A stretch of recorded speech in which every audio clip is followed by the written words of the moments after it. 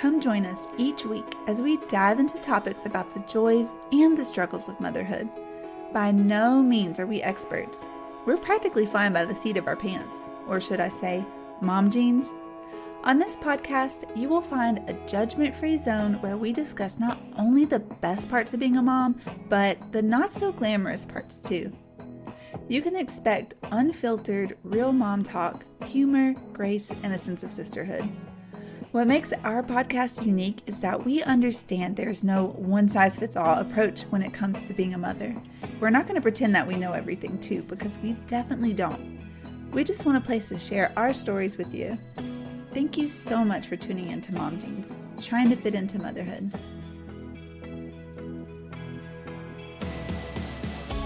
Hi, everybody. Welcome back to our Mom Jeans podcast. Today we've got myself, Michaela, as well as Lisa, Leah, and Danielle on. And today we are going to talk about we're gonna kick off our topic of birth stories, starting with Danielle's birth story today. But before we jump into all those juicy details, just kind of curious, how has everybody's week been? So we are working on transitioning Aubrey out of her swaddle. She is getting close. You can tell she's like kicking her legs a ton. So you know she's trying to like move. And if her arms are pinned down and she gets stuck on her front without being able to prop up, she could, get her face buried in that mattress, and we're not interested in that. So it was a little rough because she like is a flailer. She's throwing her arms all around and hitting herself in the face, and she doesn't like that very much. So then it wakes her up. But we found a star suit. It's called a star suit. Very appealing. It looks like a star. That's why it's called a star suit. And she, the first night, we were like, we're going to do the cry it out method. And it was 3 hours of on and off crying. And I think I cried as much as she did. I felt so guilty. And then yesterday she got her 4-month shots. She slept like a champ. She did not wake up at all because I think those shots wore her out. And tonight she put herself to sleep in that star suit. So fingers crossed that we keep rolling that way. That would be awesome. And then we are battling potty training issues right now with Hannah, but I was telling Leah, it's amazing. The Montessori way is just really like teaching them to do things for themselves and trying to be patient with them and let them do these things. And they kept saying, you have to let her dress herself. You have to let her dress herself. And we were like, come on, Hannah, you have to do this yourself. No, mommy do it. No, daddy do it. And we were getting really frustrated, and we had that check-in with each other and said, you know what? She's 2 years old. She's only 2 years old. She has plenty of time to dress herself. Let's stop putting the pressure on. And as soon as we stopped the pressure, she was like, I do it. And she puts her pants on backwards every single time, but at least she gets those pants on. So we're kind of going to take a step back, I think, with the potty training. We're going to keep going with the underwear because we need to support daycare for sure. They sent us an email today, and we're like, hey, how's potty training going at home? And we're like, all right, we got to support them and stop putting her in diapers at home and, sending her to school in underwear, and like, oh, weird. I don't know why she's not potty trained there. She's so great at home. She's not. But anyway, so yeah, we're going to stop putting the pressure on her and kind of, let her go. It's a wild ride, I'll tell you that. But the pediatrician said, I'm surprised you're even trying. And so don't put a lot of pressure on her and let her lead the way. So we're trying to be patient with her, and, poor thing is wet all the time.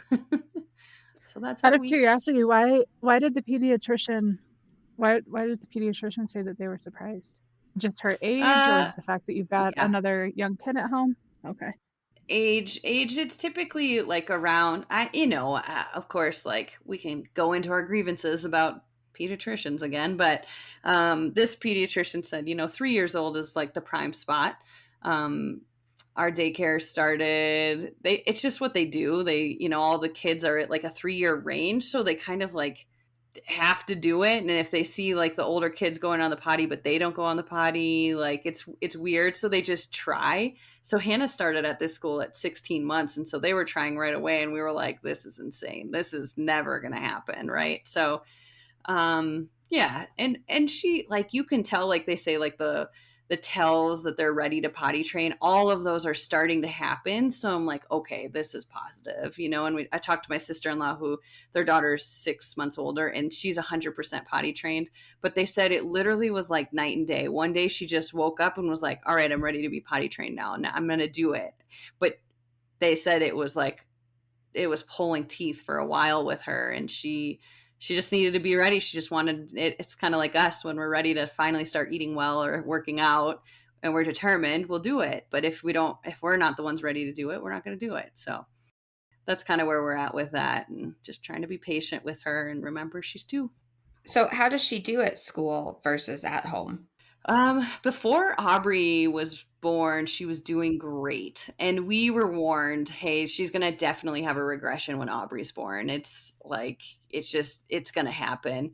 And daycare is starting to see a lot of what we're seeing, as it's going very poorly there too, to the point that they're sending us texts saying, like, what's going on? Why are we going backwards? When I actually, from, Dr. Google says she's getting closer based on the things that she's doing. Is starting, like, she used to pee in her pants and would sit in it for hours and didn't care. Now, the second she pees, she's like, change diaper, change underwear. So I know she's progressing and she's getting there. It's just like, I don't know what daycare sees or how daycare processes that, but I know she's getting there, and I'm starting to finally, now that my child is a little bit over 2 years old, starting to realize that, you know what, these timelines are silly. It's silly to be like, oh, my child's not doing what everybody else's child's doing at this age, because she'll get there.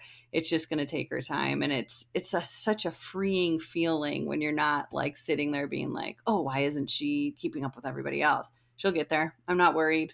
So anyway. Yeah, we went to the pediatrician yesterday, and she asked us if Weston was doing a couple things, and I said yes. And then today over dinner, Stephen's like, I don't think he's doing that. And I was like, listen, I didn't want to hear that our child is behind. I didn't want to hear that he hasn't hit a milestone. Like, I will say yes. I just didn't care.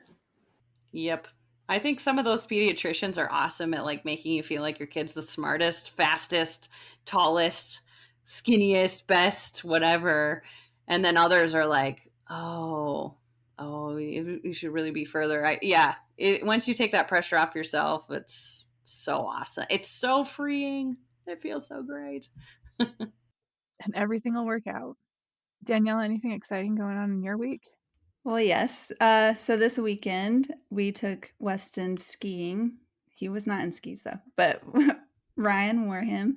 We should have been doing this all ski season, because I was like worried. I'm like, no, I need to find someone to go ski with, because we can't take Weston, and I don't want to, we don't want to sit in the lobby or the ski area, waiting for the other person to come off the mountain.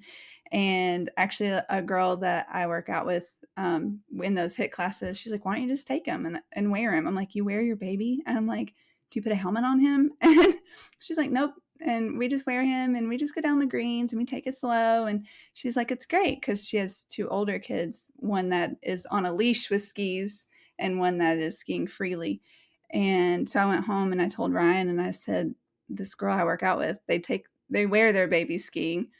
And he's like, well, let's do it. I'm like, really? Because I'm like very cautious about things and was super nervous about it. But he's like, yeah, people do it all the time. We can do it too. And so we went, and it was actually easier than we thought. Although we did only go down the slopes 4 times, because it was a whole marathon trying to walk to the ski lifts and then walk back to the car, and lunchtime, and it started snowing. So our last lift, it started snowing. It was like hard pellets, like snow, and it was hitting Weston in the face, and we didn't have ski goggles for him. So he started crying up the chair, up the lift. And so Ryan took his goggles off and put it on him, and was trying to block the snow. So yeah, we're like, this is our last run. But it was just nice to try something different, or get out of the house and do something that we enjoy doing.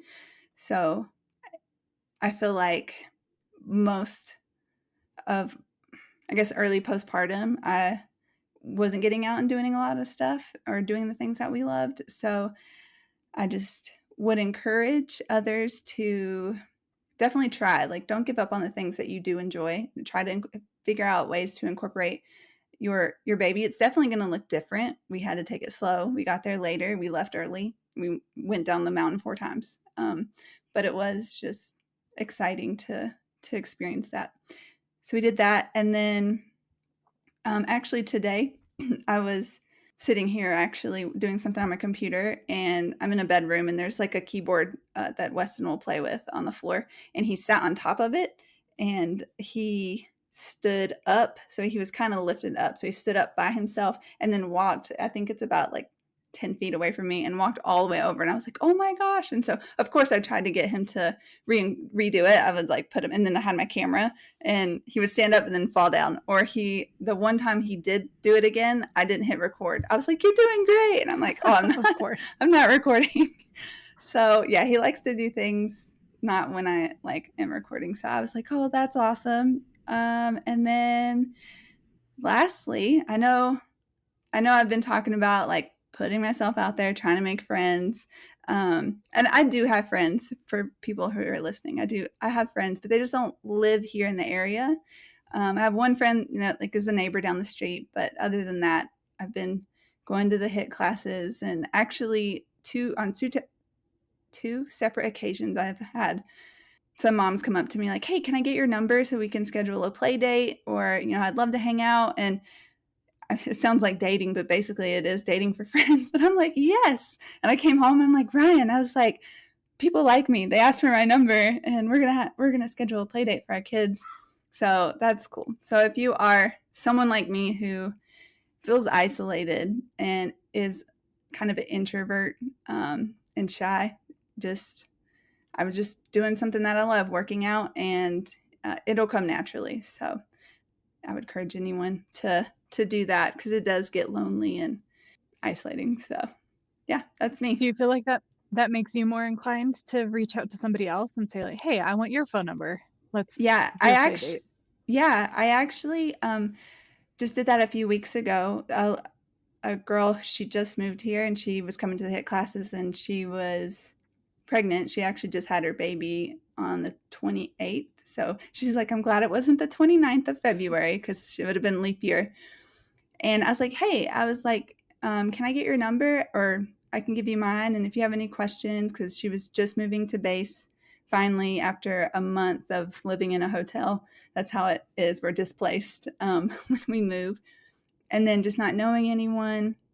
And so I was like, text me if you have, and she actually texted me today and was asking me about a pediatrician, and when it warms up, she wants to go for a walk and things of that sort. So that's unlike me to just be like, hey, can I get your number? So, but she also seemed kind of shy and quiet. So I was like, she's my person, because I'm the same. So That's great. awesome. Thank you. Yeah, I'm excited to make friends. So Wesson turned 1 on Saturday, which was very exciting. We had our in-laws in town. Well, my in-laws in town. They stayed with us for the weekend. And then we had a little barbecue with a bunch of our friends. Stephen cooked some really, really, really, really good food. I was so upset because we didn't have any leftovers afterwards. And I was so bummed because everybody ate it because it was so delicious. But it was super low key. It was very overstimulating for Weston. I will say that. Like, he's definitely not used to having that many people around or that much excitement. And so, like halfway through the party, he needed a little extra quiet time. So he went and took an extra nap for the day.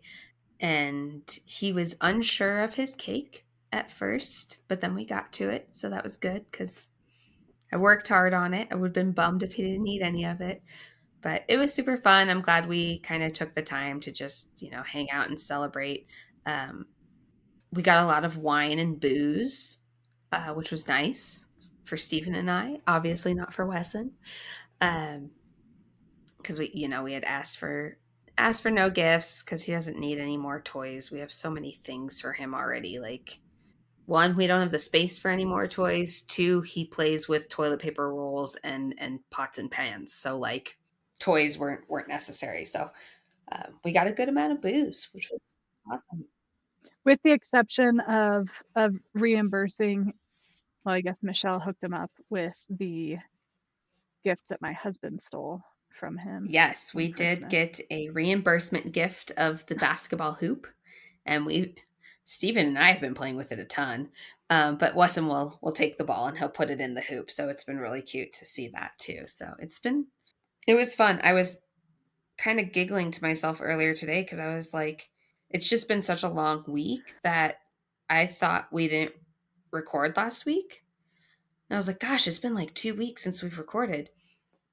No, it's just been a really long week. So, but yeah, it was a fun weekend, and now I'm working on getting the house clean and in order for us to go on our trip this weekend, which will be nice.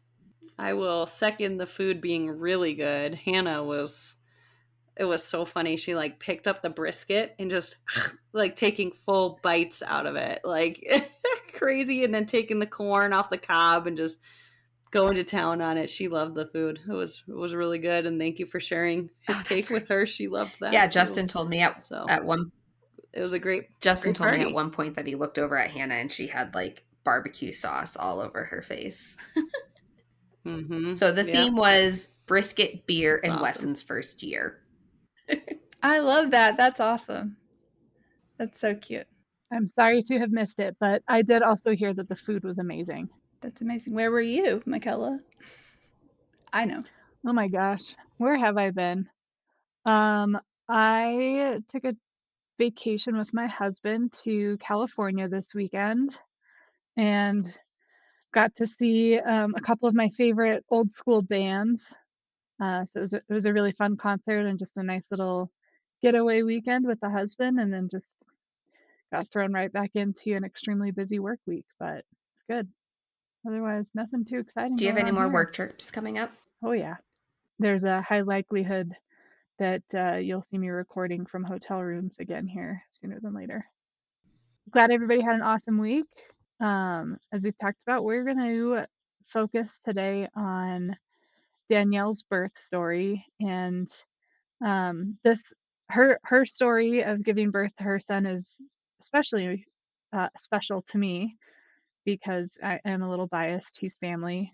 She gave birth to my nephew, so hearing this story is really special and emotional and personal to me. So I'll kick it off to Danielle and let her walk you guys through her crazy journey of giving birth to her awesome little son. All right. Well, I was telling Lisa actually before we started recording, I was like, I'm reading through the notes and I've really kind of just, it's all a blur now because it's almost been a year. And I feel like that birthing amnesia is real because it's like, yeah, that wasn't so bad. Have another one. It was fine. Because I was literally having to look at the notes. And there was one point, especially after several months after I gave birth, I feel like I couldn't even tell the story without crying or, just I didn't want to talk about it because even though everything turned out fine and everyone was good, it was hard. And then also before I even dive into this, I do want to acknowledge all the other moms out there that have different stories. Maybe they didn't get the outcome that they wanted, or I want to acknowledge those moms because in the grand scheme of things, when I'm like, oh, well, my story, I've heard other moms' stories. I'm like, well, mine wasn't that bad, or like I have a healthy baby. And so I just kind of want to bring light to that. And I just don't want to be insensitive. Okay. So last year I went into what I thought was labor. I started having contractions. It was kind of late at night, around 10 o'clock, and they were about 10 to 5 minutes apart. And they started getting more intense and intense. And at the time, I didn't know it was back labor, but it was like so painful in my back. I could barely like breathe through it. And like I said last episode, I just forgot how to breathe. I took all those classes. It was informative, but I don't know if it was helpful in the moment. And So Ryan was like, you got to breathe through it. And so we had to wait until we were about 2 to 3 minutes apart on contractions for about an hour because the hospital is only 5 minutes away. So we waited, and about 2:30, I felt like they were 3 to 5 minutes apart, and I was like, I can't take this pain anymore. Like, we need to go. It was really painful. What was your due contractions date, are. and what was the day that you started having those contractions? So my due date was March 5th, and I didn't feel like Weston was ready to make his debut. So actually, I think I had an appointment on March 6th, and I was still 1 centimeter dilated. So, and he hadn't dropped yet. I was still kind of carrying high, and so they scheduled an induction on the 13th. So I was going to be induced in the morning at 8 a.m. on the 13th. I was hoping that he would come naturally. So she did sweep my membranes. That didn't help either. And so just to kind of help the process along. That was really uncomfortable too. I don't know if I would do that again. It just kind of happened so fast. She's like, do you want me to sweep your membrane since I'm up here? And I'm like, I don't know. And she's like, okay, I'm going to do it. And then just went for it. And I was like, that was really uncomfortable. So I was expecting, because I've had friends that have had that done, and then within 24 hours, they're having a baby. That didn't happen for me. And so this was the 9th. We were March 9th. We were, I think Ryan re-enlisted into the Air Force that day. We went shopping, like we did all sorts of stuff. And then by the end of the day, so we'd been up all day, and I started having contractions at 10:30. So I haven't, so by 2:30, when we actually went to the hospital, I hadn't slept yet, and won't sleep for another good, probably 20 some hours. So yeah, so we went to the hospital. We drove there, and so I went into triage to see if they were going to admit me into the hospital. And they put the Doppler on you so you can hear the heartbeat. And every time I'd have a contraction, you could hear like Weston's heartbeat slow down a little bit. And I was asked, it's just a nurse, I'm like, is that normal? And I don't remember what her answer was, but she probably didn't answer because she's not a doctor. And so I was still, I think, only 2 centimeters dilated at this point. So I haven't went very far. I was like, oh, they're probably not going to admit me. But my contractions, again, were about 5 minutes apart. So she went and called the doctor, and then they came back and they're like, okay, we're going to admit you. And looking back, I think it was probably because his heart rate was dropping during the contractions. But they went ahead and put me on fluids. And when they did that, it actually made my contractions further apart. So I went back to 10-minute contractions. So I was actually able to get a little bit of sleep, I think for a couple hours with that, with just the fluids. And so by the next morning, when the nurse came in, the new nurse, she said, you're actually not in active labor. So we want to induce you. And I was like, I don't want to be induced. I would like to go naturally. So we're like, okay, well, we'll wait. But you're supposed to be induced on Monday. And this was Friday morning. And she's like, so there's really no point in like you going home and then coming back. And then looking back on it, I kind of wish maybe I did go home, but the contractions were pretty painful. So I'm like, okay. By 11 o'clock, they induced me, and they did it slowly with the Pitocin. So I'm like, don't give me the full thing. Let's just kind of ease into this. Because my expectation was, when I wrote my birthing plan, like I wanted to try to do all natural. I didn't want medication if possible. I just wanted to hopefully go natural, and that didn't happen for me. So they went ahead and they had to come back, and they're like, okay, your contractions are still not strong enough. They're still not close enough. We're going to have to give you a full dose. Did you know about the Pitocin before? Or were you like Googling it while you were in the hospital? How did you know that you wanted to ease into it and not go full bore? I probably didn't do as much research until after, but I just heard from other people. So then this is just word of mouth, not by a doctor, not by anyone, but I have heard that when you're induced, it's a lot more painful than if you're not. induced. So that's what I've heard, that contractions can be more painful if, you're induced. Yeah, the science behind that is because your body doesn't get the opportunity to release the natural endorphins that come along with when your body goes into labor naturally. So that's why Pitocin contractions are considered to be more painful than natural labor contractions. So that's kind of what I heard and what I thought. So I just wanted to try to go natural, and then epidural, obviously, when I felt like if I had to do it.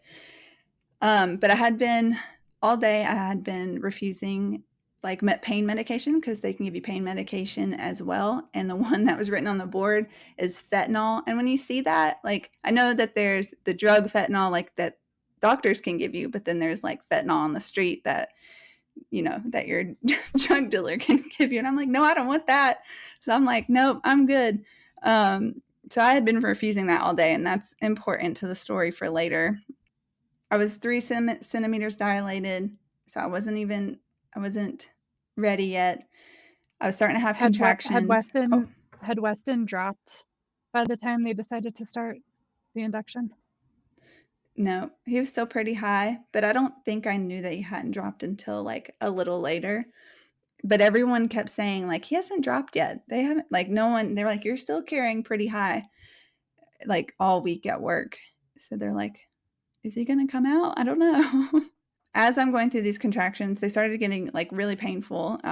And I remember jamming to a playlist Michaela made me. She made me a baby push-in playlist. Still a lot of songs from Lisa's playlist, and then I added it, changed some stuff up that I thought you'd like, Danielle. So yeah, thanks for letting us recreate that, Lisa. That was awesome. So we were playing that on our speaker. We said that last week. Don't forget your speaker. I was singing No Scrubs. There's a video of me, and I'm like singing to it. I'm like, thanks, Michaela. And then all of a sudden I'm like, oh, another contraction's coming. And then I got the phone off. But he was really helpful through all those contractions, except when he would look at the monitor. He's like, oh, it looks like you're having another one. I'm like, I know. I can feel it coming on. You don't have to tell me. He's like, oh, sorry. I don't know what time it was by now. It was the afternoon. And eventually the pain got so bad. And I was having 1 to 2 minute contractions, like probably 1 minute. And I was like, okay, I can't do this anymore. Like, let's get an epidural. Because they kept asking, do you need an epidural? Do you need the anesthesiologist to come in? And I was like, no, I can do it. And I'm like, no, I can't do it. I'm like, send him in. And so when I finally made that decision, they were like, we're sorry. He was pulled into the OR because an emergency surgery. I think a woman had given birth, but her placenta didn't come out. So they had to go surgically remove that. And so that's where he was. And I just started bawling. And the nurse was like, you've been doing so great. And I was like, yeah, but I don't want to go through this pain anymore. It's rough. And it was so bad. I think it was about 2 hours, an hour to 2 hours later, he finally came in. And at that point, I was already 8 centimeters dilated. So I was actually surprised that they were going to give me an epidural. And so they, and I'm like scared of needles, but it wasn't that bad. And as soon as they gave me the epidural, like I felt immediate relief. I'm like, wow. But as soon as I felt that immediate relief, you could hear like Weston's heartbeat was gone. They couldn't find it. And I felt like I was going to pass out. So all of a sudden now they're flipping me around. I'm on my knees. They're moving me around. And then I don't know how long it took them. I was like, where's his heartbeat? What's going on? Like tell me. And when stuff like that happens, they just stop talking to you and they're just talking to each other. And it's like what could have been probably 10, 30 seconds felt like 5 minutes for me. I don't know. It wasn't that long, but that's how it felt. And they finally found a heartbeat, but it went from like the heartbeats on a Doppler is pretty fast, like da da da da da. It went da da da da, like that slow. And I was like, oh my God, what? Like, is this my fault? I got like an epidural, and now his heart rate dropped. And all of a sudden, I felt this rush of energy. So first off, this anesthesiologist would do things, and I wouldn't know what was happening. You're going to find out. But I was like, I feel my heart is beating really, really fast. And he's like, yeah, I just hit you with hold on, let me tell you what it is. Atrophin. Yeah. So he hit me with atrophin, which is something to kind of like adrenaline, I guess, to get your heart rate back up, because I guess my blood pressure was dropping. So it was to help Is it get my atropine or blood pressure. atropine? Oh, atropine. Thank you. So he hit me with atropine, and that was to help get my blood pressure back up because had dropped. And so then the baby's heartbeat also dropped. And so as soon as they did that, his heart rate came back to normal and everything was fine. And so I'm like, okay, well, that was scary, but we made it through. And they're like, we're going to break your water, because my water hadn't broke. So they went ahead and broke it for me. And they were flipping me from side to side. And they were like just trying to get me ready, 10 centimeters dilated, ready to push. And the epidural helped a lot. I could feel contractions. It just felt like pressure if you've had one. And then I was like, wow, this is great. I should have got this sooner. And then finally the doctor came in and she had this like look on her face, like, just kind of disappointed. She said, the baby is -1, which I was like, I don't know what that means, but -1. So he hadn't dropped yet. And so she said, you're going to be pushing for 4 hours. And I'm afraid that what happened earlier is going to happen when you're pushing. His heart rate's going to drop. He's going to have a really hard time with labor. And we're going to have to go to an emergency C-section if that's the case. I have a question. At this point, how many rounds of Pitocin had you had? Do you know? I don't. That's a good question. I don't know. I don't know. I just know they gave me like half of a dose and they gave me the rest. That's a good question. I could look at my charts, but at the time, yeah, no clue. So then she was like, I think that we need to do a C-section. And of course, at that moment, I was just like, that's not what I planned for. I don't want a C-section. I don't want to be cut open. But she's like, at this point, you need to be thinking of the health of the baby and the health of you. She's like, I know that you're going to be pushing at least 4 hours. And that who's to say that it's not going to end up in emergency C-section. If we plan it now, then, we can prep you, we can take our time. And she's like, I'll just give you 2 minutes. And of course, like Ryan and I just started, mainly me was crying, and he's like, it's okay, like calming me down. And, but I was like, yeah, whatever we can do to get Weston out healthy is what we're going to do. So they started prepping us for a C-section. And I was like, hey, you need to text our family. And he's like, we'll just text them after we're out of the C-section. I was like, no, you need to text them and tell them we're going into a C-section. Like, this is like a major surgery. Please tell somebody. And he's like, okay, well. And he texted his dad, and my dad never looks at his phone. And so by the time I was in a C-section and my parents came into the hospital, they didn't even know I was in surgery. So we got prepped. I got nervous. And when I get nervous, I shake. But then also when you're about to give birth, you shake too. I don't know if anyone talks about that. I didn't know that until after. But when they put me on the OR table, I was like shaking like a fish almost out of water. Like I couldn't control my arms. And I just thought, I was like, okay, I just need to take a couple breaths. I need to calm down. By the time I was thinking that, all of a sudden the room starts spinning. I'm like, something's wrong. I was like, I feel high. Like the room is spinning. I feel like I'm going to pass out. And then the anesthesiologist, I'm having a hard time with that, said, oh yeah, I hit you with Demerol, which is a narcotic. And I was like, what? And he's like, yeah, I hit you with Demerol because we couldn't get an accurate blood pressure because you kept shaking so much. And I was like, you didn't tell me. I was like, couldn't I? And I was talking really slow at this point because literally it just felt like, think about the drunkest you've ever been instantly, like clear-headed. And then like, I don't like feeling that way. And he was just like, it's what we had to do. We had to do that to get an accurate blood pressure. And I was just so mad about it. I just remember being so mad. And then Ryan came in and I looked at him. I'm like, I am high. I'm like, the room is spinning. I was like, but it's fine. And they were playing music, and I was like, okay, we're going to get this baby out. They had to do it, whatever, at that point. So they start doing the C-section, and they were like, okay, the baby's about, to come out or whatever. And, Ryan was looking over, and I was like, don't, you might pass out. I just thought everything was a joke at that point. And I was, because again, I wasn't clear-headed. And then I think when they got the baby out, I don't know how I knew. I think someone said something, and they're like, oh, he's here. And they showed him over the curtain real quick, and then they brought him back down, and he looked gray. And I'm sure babies look a little gray when they come out, but he wasn't crying.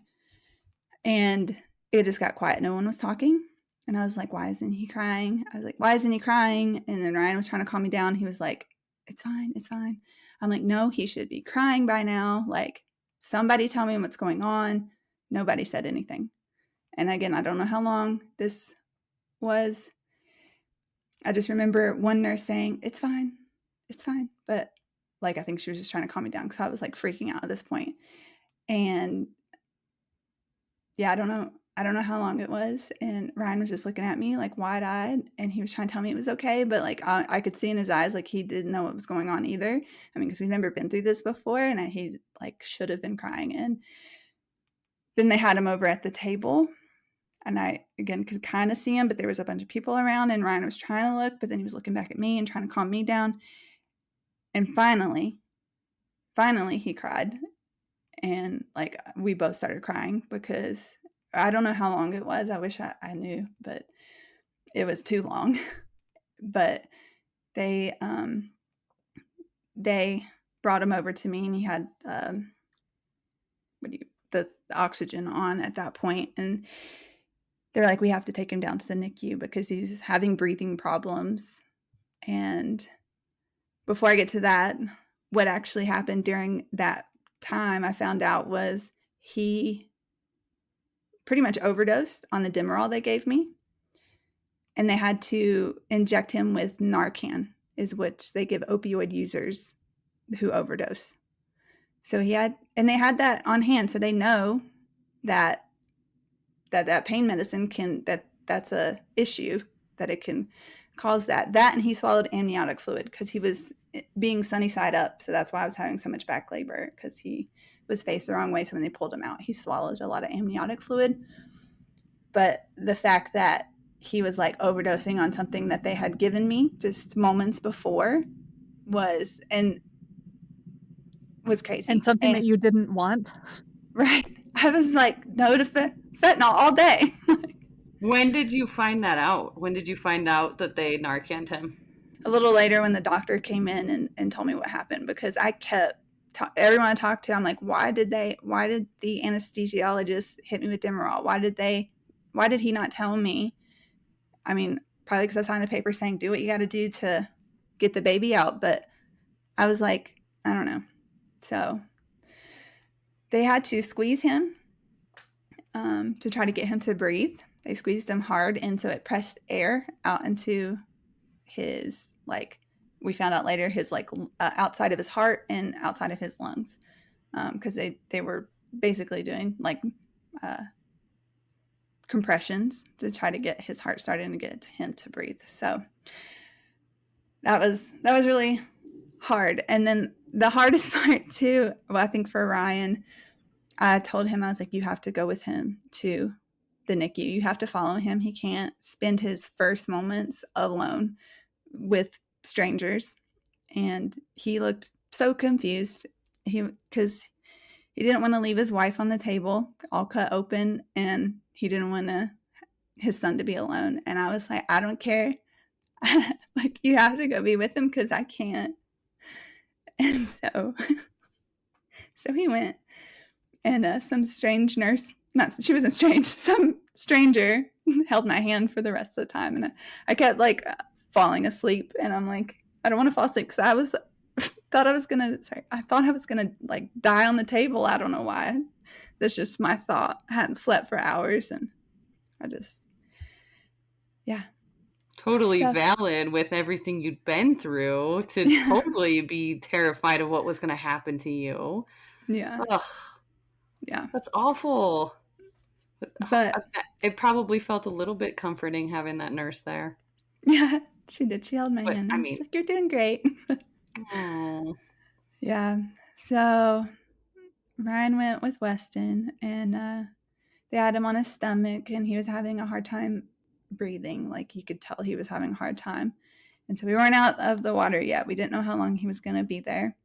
And so they finished up and you have to be in recovery for an hour before you can even go back to your room. And Ryan did come back.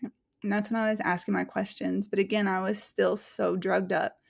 I was just like, why? Why did they? And they were trying to tell me. And then the funny thing is, the nurse is like, do you have any other questions? I'm like, yeah. I was like, I'm a PE teacher and I really like to work out. I was like, when can I start working out again? This was get in my out. I really didn't care. Like, no, I knew I wasn't going to work out for like weeks and weeks, like at least 8 weeks before I even start doing, I don't know, a little bit of anything.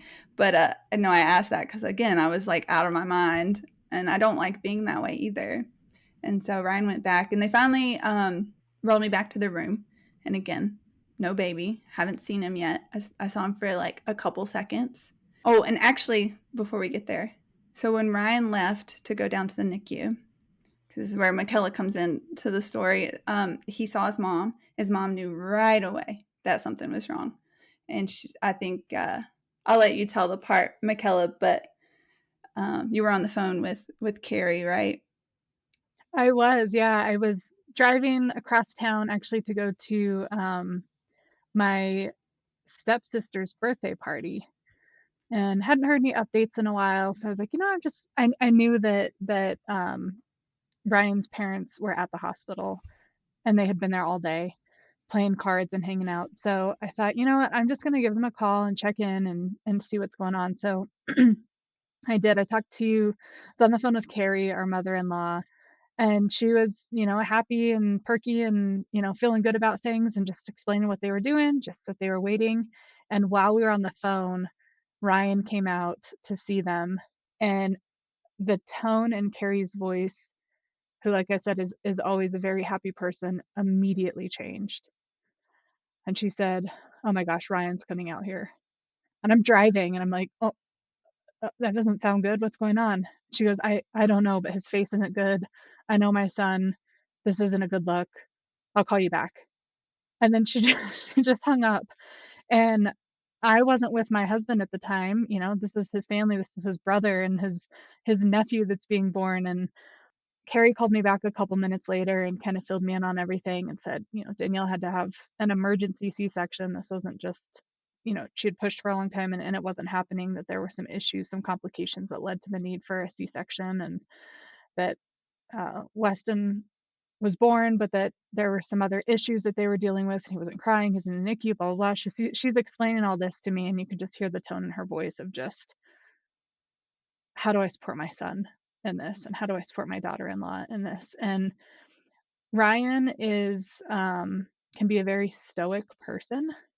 He's, in my experience, he's either really upbeat and happy or he's really stoic. So to hear his mom talk about seeing fear and sadness in his eyes, that hit me really hard. So and then of course I I got to the birthday party, which is where my husband was, and I had to pull him into the backyard and give him this news and let him know what was going on. So I mean, yeah, and we weren't there. We were across the country in a different state, and so to just kind of hear the secondhand and not be there to support you guys and not be there and know that we couldn't have done anything, but it was hard. That was kind of my side of things, and nothing nothing like you went through, Danielle, but it was really hard to hear and to just have to sit there and wait and wonder like what's happening with our family. But I remember texting you, Michaela, and we were texting asking for updates of what was going on. And you told us about the call with Carrie and that you hadn't heard again. I don't know how long it had been in between those calls, but we were like, oh my gosh, what's happening? What's happening? And Danielle, I'd met you at the bachelorette party, but other than that, like we talked to you a bunch, but we were like, what's happening? Oh my gosh, what's wrong with, the situation? What's going on? And we're like, come on, Michaela, get more information for I was us. actually What's just able to happening? pull up the text message that you sent all of us about it. It's really long. I mean, Wow, that's impressive. said we got a cute text from Danielle saying she was able to start pushing. And then 2 hours later, we were told she went in for a C-section. When Weston came out, he was struggling to breathe, so they sent him to the NICU. So, and a couple other things. But then, then there's little pictures of you guys too. So sweet. So we were all cheering you on So from afar, cute. Danielle. Yep. You had a whole team rallying you on back here that you didn't even know about. That's amazing. And your sister, Lexi, and Matt, her husband, I know that they said a prayer for us, and that meant a lot too. I found, I think you told us that. Yep. So when I pulled Bryce aside to tell him it was at a family event, and my sister was wondering what was going on, so her and her husband came out. I filled them in, and the four of us, there in the backyard in the middle of this birthday party, said a quick prayer for you guys. So Yeah. it was a full family affair across state lines. And to be clear, I never actually pushed once. I know like there was talk that I pushed, but I was about to push and they're like, no, we're not. We're just going to go to a C-section. Yeah. And then the thing is, it's funny because perspective, right? My mom and dad had, I think, just walked in, and my sister just walked into the hospital when Ryan had walked out. And my mom was like, I know Ryan had a lot going on, but we weren't filled in. We didn't know what was going on. It's like, I just remember, I just bowed my head and I prayed. But just recently over Thanksgiving break, I actually talked to Carrie and she was telling me about the conversation that Ryan was having with her.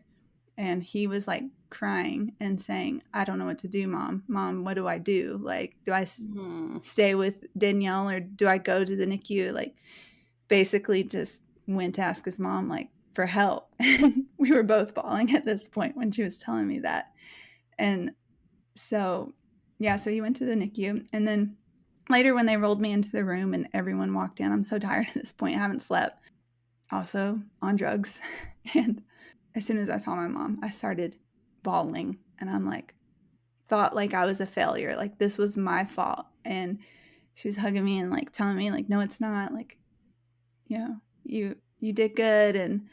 But it was so hard. I couldn't help to blame myself. Like, had I done something different, maybe I should have just went home. Maybe I shouldn't have been induced. Maybe I shouldn't got the epidural. Of course, these things are going through my head. And like, what could I have done different to prevent this? And so I struggled with that a lot. And the first time I really got to see Weston besides in the OR was through FaceTime. Because when you're after an epidural, they do not let you leave your bed for at least 2 hours after an hour of in recovery.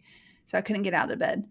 And so I just started crying and I was like, hey, baby. And he sounded like he recognized my voice and he was looking around for me and I couldn't hold him. He was downstairs, a whole floor down from me. And then I think that was the hardest. And I hold a lot of regret not being able to hold him in his first moments of life. And I really struggle with that still.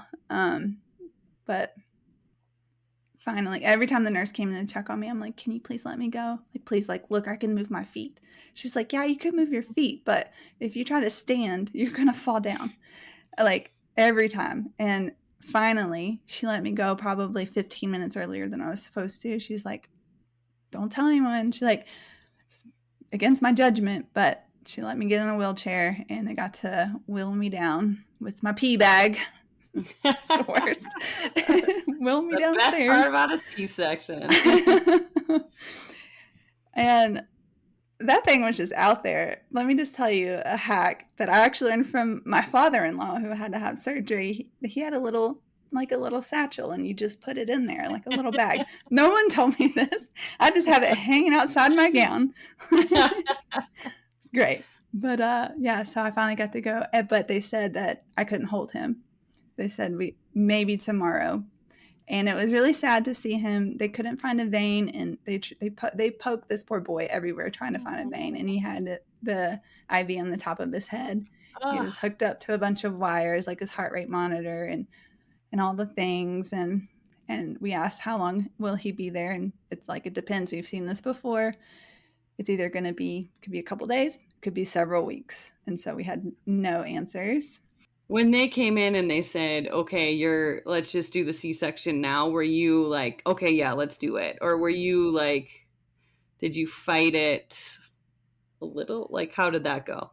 I was very apprehensive. Yeah, I asked a lot of questions. I'm like, why? Like, why can't I push? And the seriousness in her face, though, was like, you are going to be pushing for 4 hours, and I still see this either not turning out how you want it. Might be hard on the baby, and might have to go to an emergency C-section where we have to rush you and like get that baby out however, we need to. So I don't know. Maybe I should have asked more questions, but No. I think... No.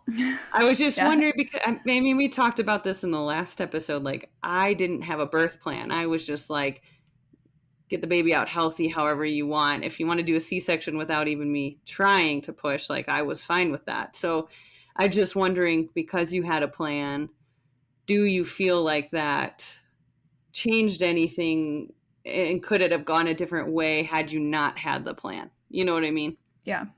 I don't know. I guess I just expected it to be one way, and I knew that it could change, and however, but I guess I didn't believe that would happen. I thought I had a really healthy pregnancy all the way up, and so I just didn't think that I would be going into a C-section, or also just, didn't want to be induced. But I think it was because they were watching that, they can see the heart rate monitor wherever they're at. They have my heart rate and his, and she just said during my contractions, they were like dropping significantly to the point where they were afraid it was going to be too much on Weston if I was pushing like just too hard on him. Mm-hmm. I was really nervous about it, but... So Danielle, just a question. So you said that his heart rate was dropping during the contractions, and then was his heart rate recovering after the contractions? Yeah, except the one time that they gave me the epidural, it dropped and it wasn't coming back up until they gave me atropine. I was going to tell you what Weston had. I thought I had it written down. It was like a big... Maybe I didn't put it in here. You did. A pneumothorax and a pneumomediastinum. So when they pressed, when they were giving him compressions, it sent air into his lungs and outside of his heart. And Michaela's going to tell us the terminology for that. The medical terms were a pneumothorax and a pneumomediastinum. So yeah, air in the thorax and air in the mediastinum area. So that was Friday, and I didn't get to hold him until the next day. So he's born at 6 p.m. on the 10th, and I wasn't able to hold him until the 11th, about lunchtime. I was also having to pump, and I was actually, the nurses were impressed about how much colostrum I was getting out. I'm like, I don't know, like it was not I was like, it's in this little tube, and they were like, that's great. I'm like, it's like this much, but yeah, I was pumping, and that hurt, and I didn't know what I was doing. No one told me how to do the settings on the pump, that the hospital pump, because I didn't have mine there with me, and so we had to supplement with a bottle. So then that leads into breastfeeding, which will be a whole other topic. And I felt like it was difficult for me from the get-go because I didn't get the golden hour. I didn't get to hold the baby forever. It felt like Ryan did say the first time he really heard Weston cry, because he wasn't really crying that much. People were handling him, changing his diapers, and they all had like rubber gloves on, but he really didn't get that like full on touch until I got to hold him the next day. And then they're like, okay, we have to do this. We got to check his vitals or something. And they took him away from me, and he started crying. Like he was like, no, like I want my mom. And I felt the same too.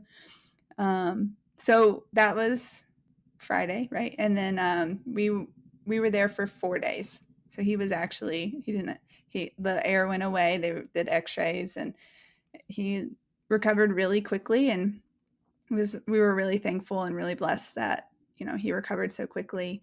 And in the NICU, they have these like beads that you can make for like how long you've been in the NICU and all those things. And Ryan was thinking about it, but then of course we go to like, well, it wasn't that bad. Like, so he was like, he didn't make one because it's like, well, he was only in there for a few days, and some of these babies have been where they were born early and they've been here for months. And so it's like when you put it in perspective, it's like, oh, well, I was even nervous about sharing my story, and still am. I'm just like, people are going to hear it and be like, wow, well, that's story. Look, you should hear mine. And I don't know. I don't know why I feel that way, but like, Your story is your story, and it's worth sharing. It's Yeah, you're not absolutely trying to worth compare it. sharing. No, and that is so. I have yet to hear a birth story that was smooth sailing. And I will tell you, I have had people who don't tell their birth stories. And I'm like, there's a catch there. Something happened that they're scarred from and they don't want to talk about it. Maybe you know what, that's not fair to say. Maybe they had a great birth. Maybe it went super fast and great and everything was perfect. But I mean, it is incredible what we put our bodies through. Like Michaela said, your story is your story. Don't ever discount it. That is extremely traumatic. And if you went to a therapist and talked to them about it, they'd be like, lady, that is nothing to be embarrassed about, or nothing to say that wasn't scary, because that's wow.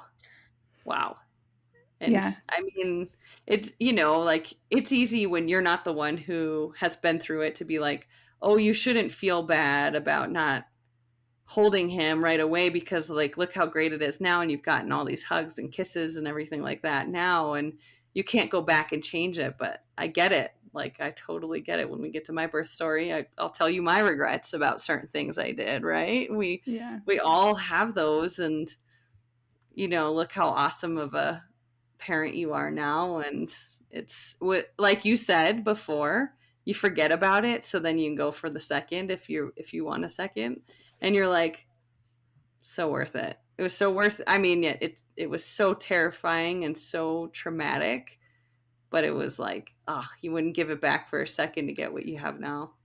Yeah, totally worth it.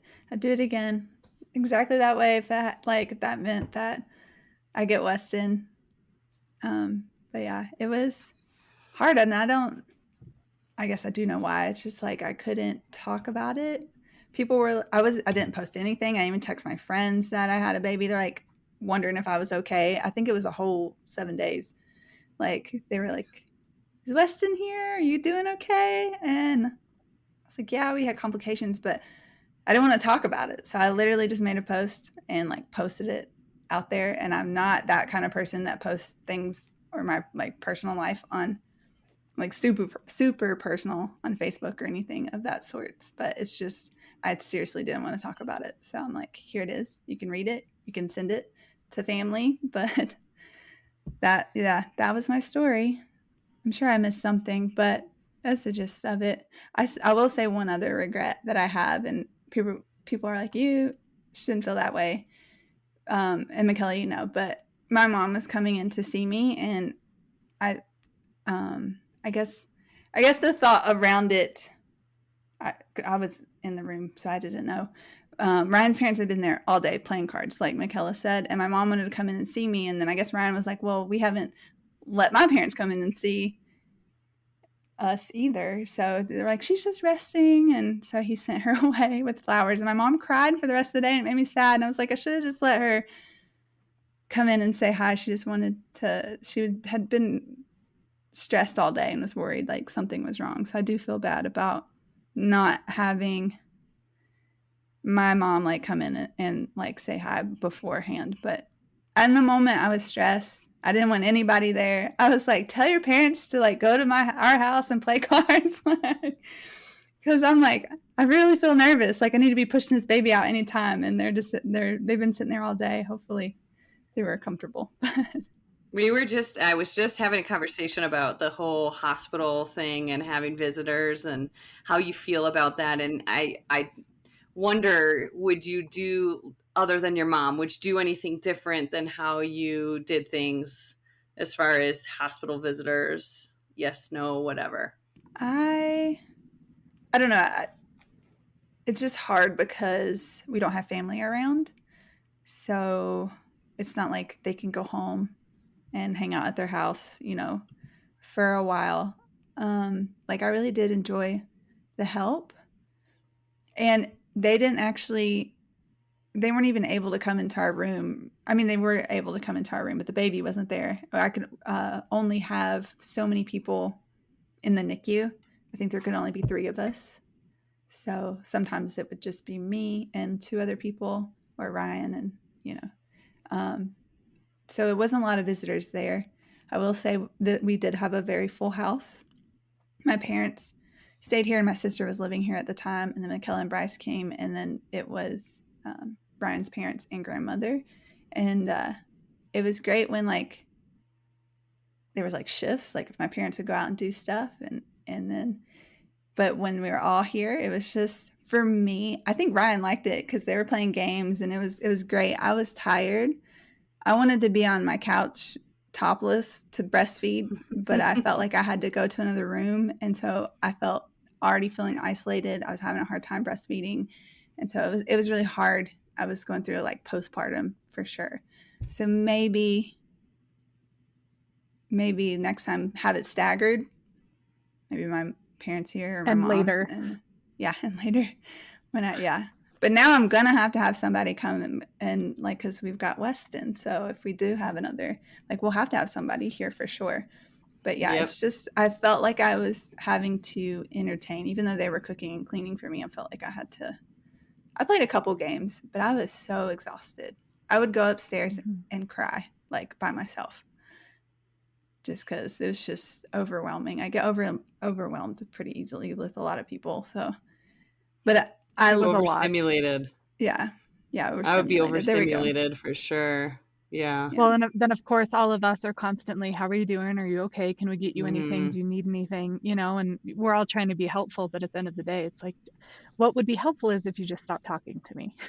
But of course, nobody's going to say that, right? No. Although had you said that, we would have totally understood. Yeah.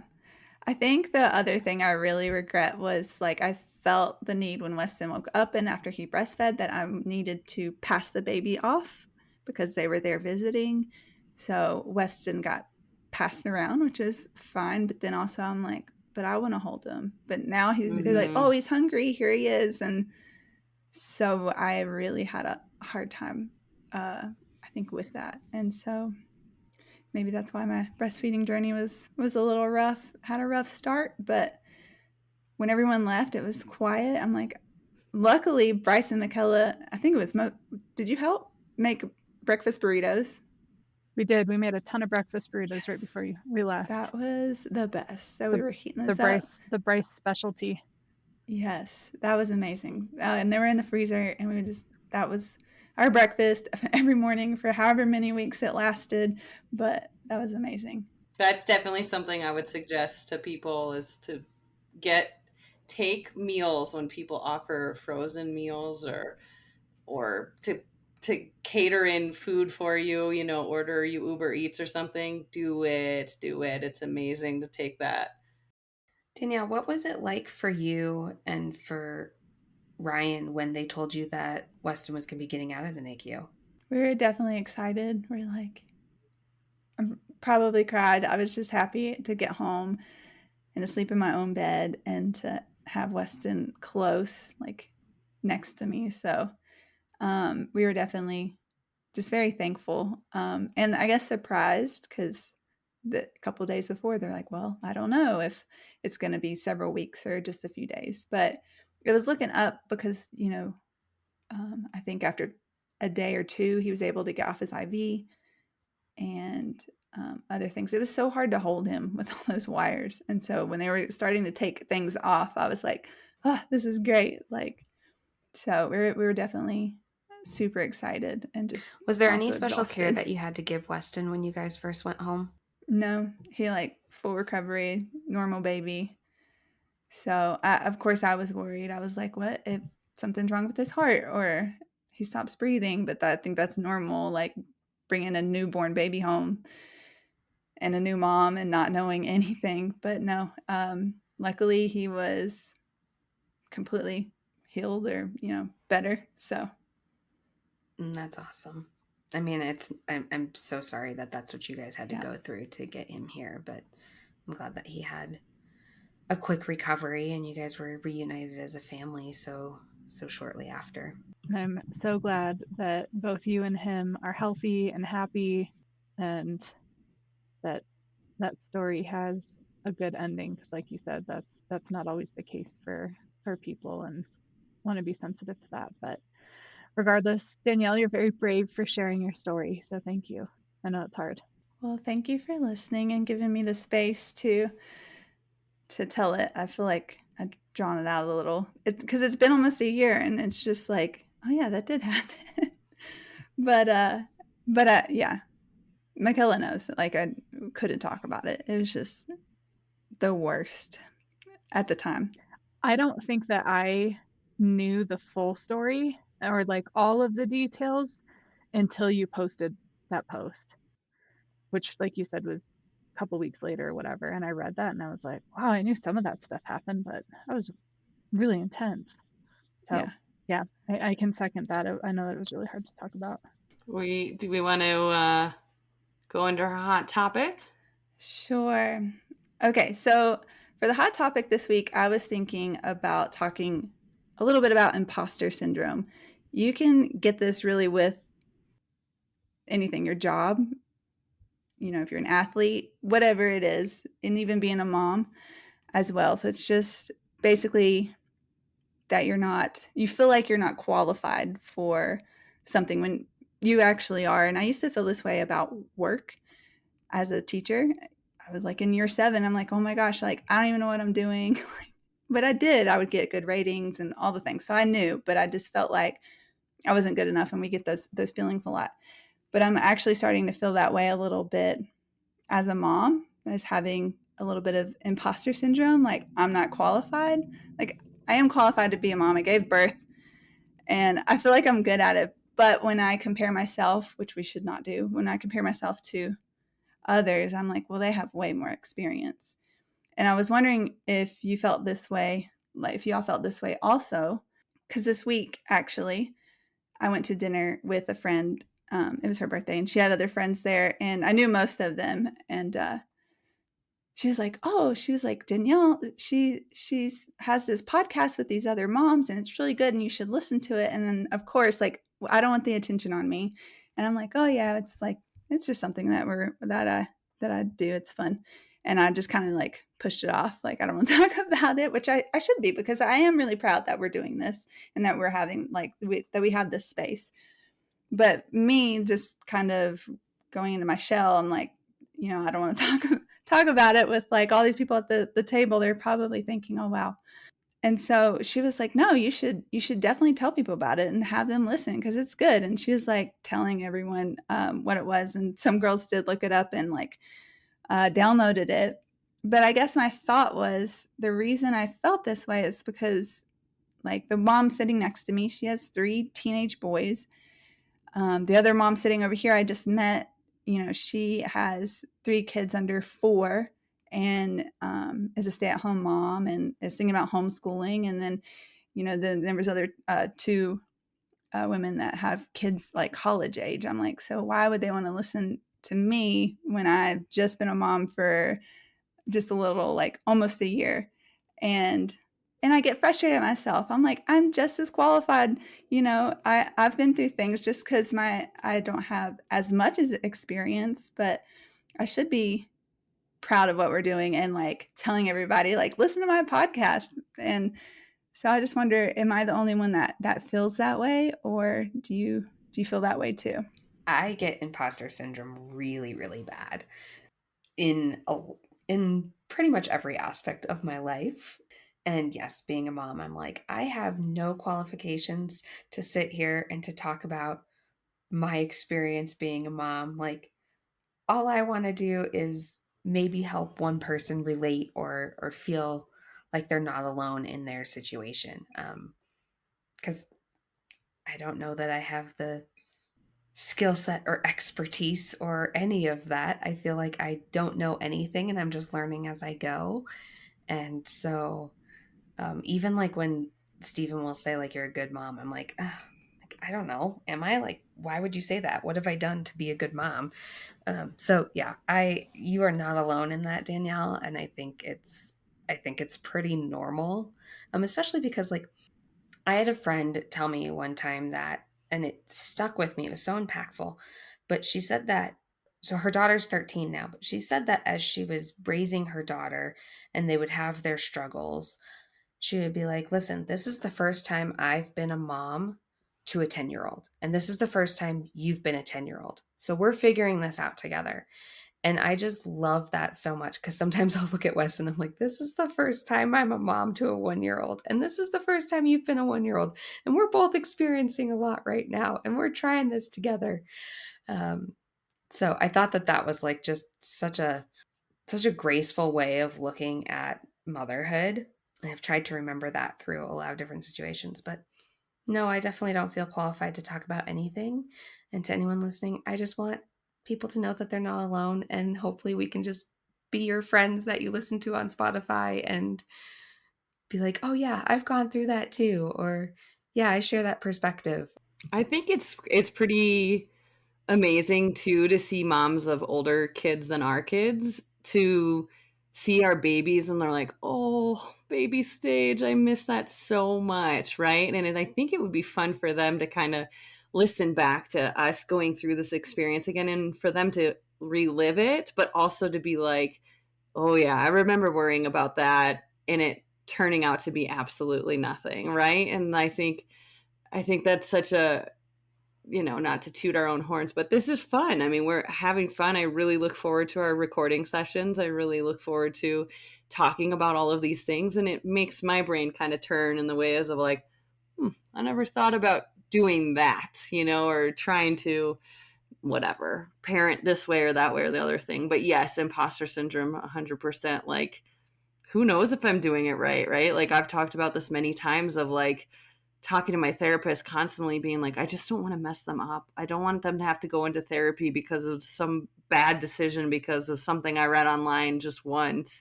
She's like, well, I mean, I think it's healthy to go to therapy. It's okay if they have to go to therapy because that's just the nature of the beast, but you're doing the best that you can. And you just have to be comfortable in yourself. And like, Danielle, like I think even just watching you from our first episode to now, like you can tell your confidence is getting better. And I think that's so awesome to watch. And it's so much fun to see you making new friends. I mean, that is so hard to do. Like people ask all the time, oh, have you met parents through Hannah's daycare? I'm like, nope, none of us want to talk to each other. Like it's hard to make friends. It's worse than dating, I think. And it took me a long time to find my husband. So, I think, yes, totally imposter syndrome. I have imposter syndrome at my work right now really badly because I'm like, I am not qualified to be doing this at all. And it's just trying to keep up and pretend like I know what I'm doing until we figure it out. And I don't know that we ever will figure it out. So we probably will have imposter syndrome forever, but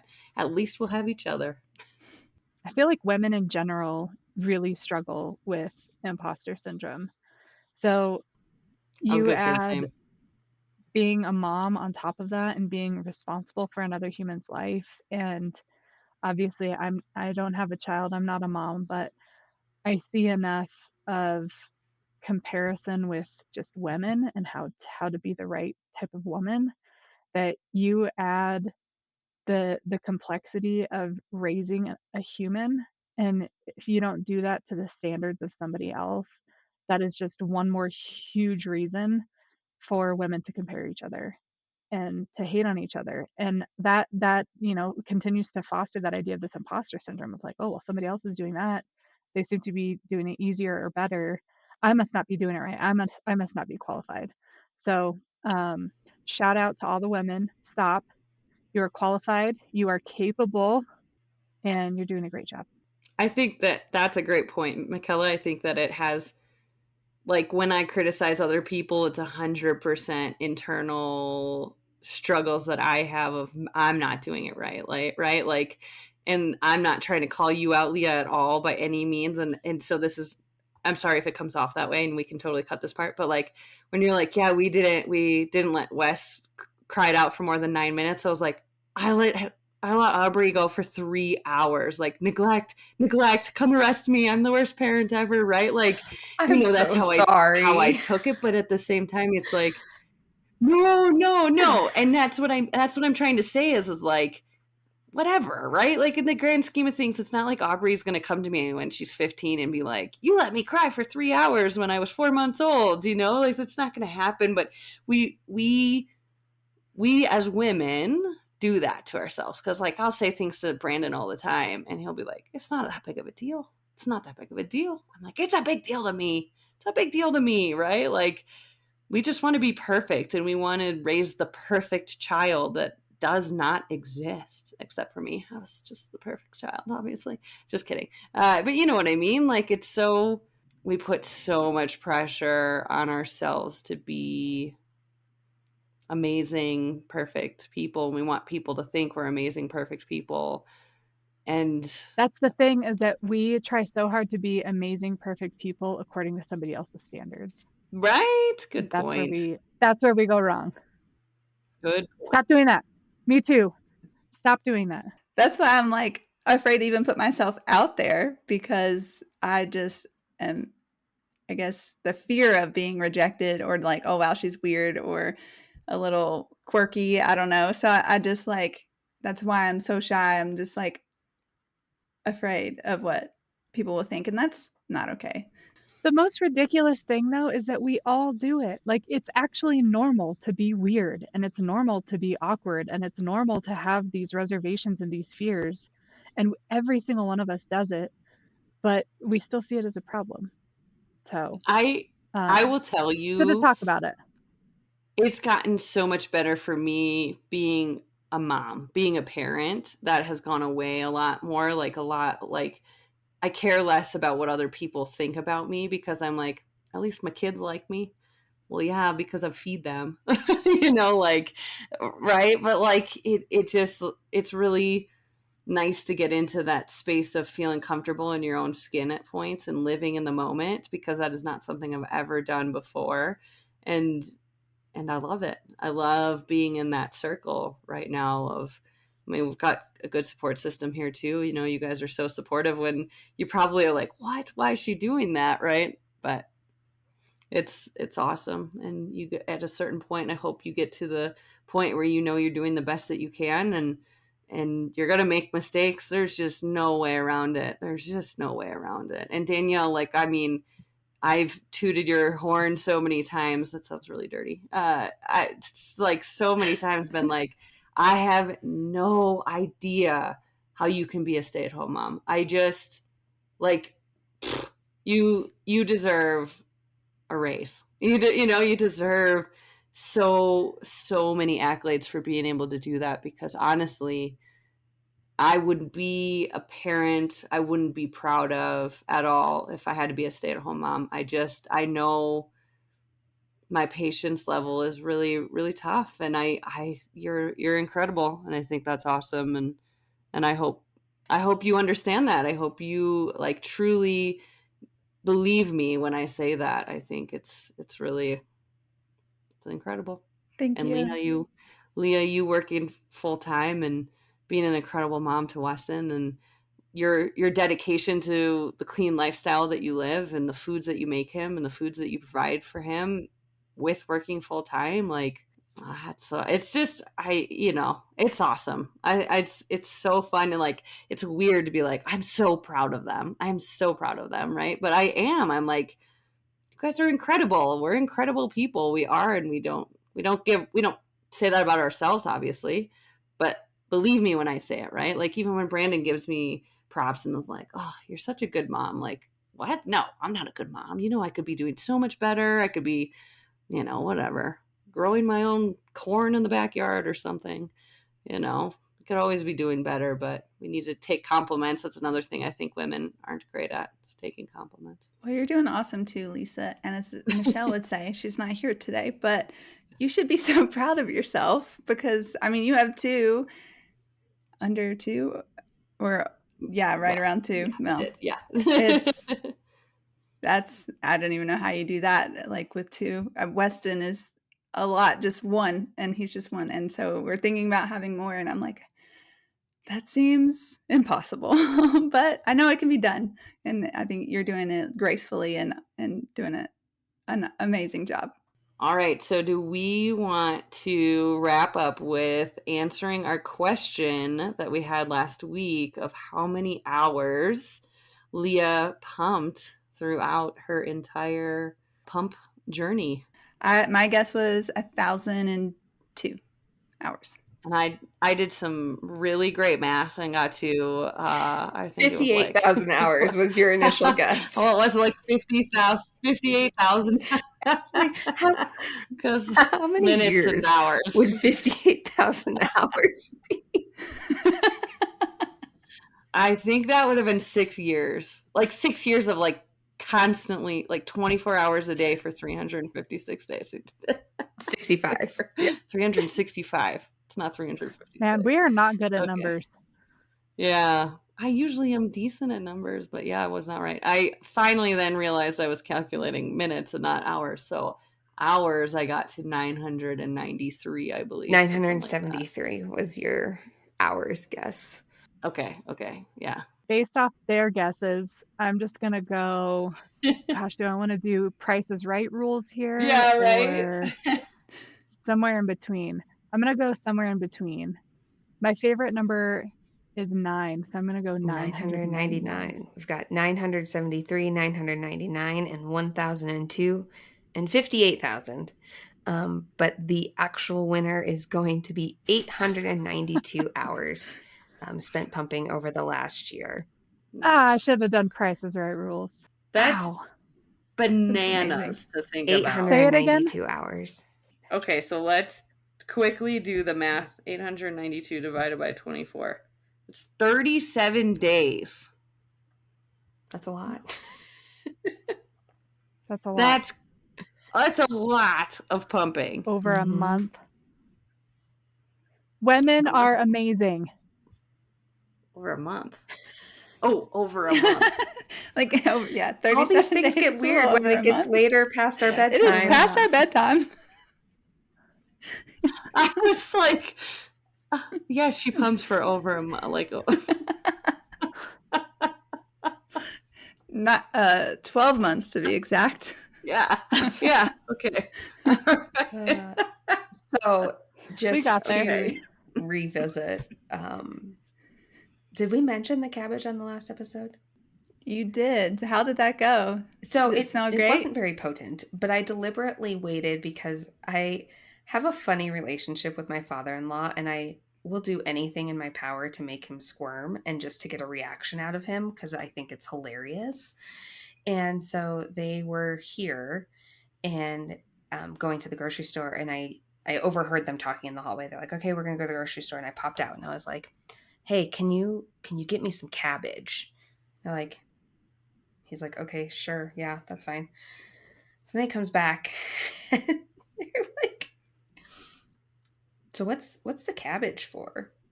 And I was like, oh, I've got it in my bra right now. He was like, what? Excuse me? And then we went down this deep dive through the internet of, while we're at dinner, my father-in-law Googling cabbage to dry up for breastfeeding. So he learned something new. And I just over the course of the weekend would be like, yeah, I've got cabbage on, just to get that little squirm out of him.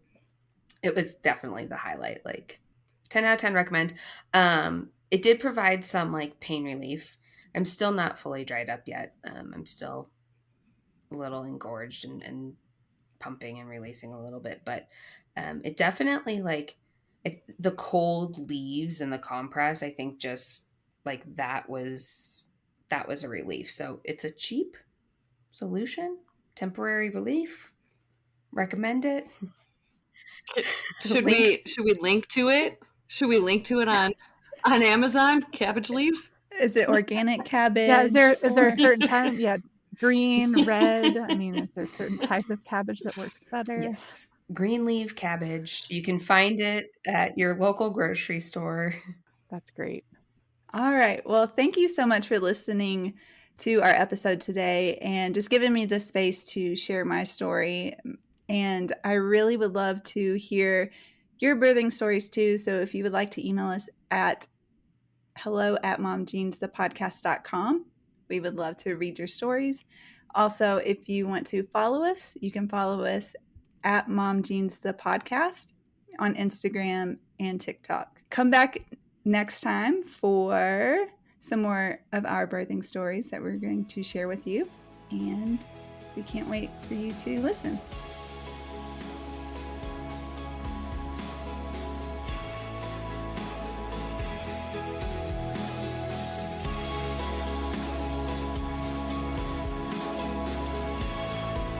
And that wraps up this week's episode of Mom Jeans, trying to fit into motherhood. We hope that you enjoyed this episode. Thank you so much for listening.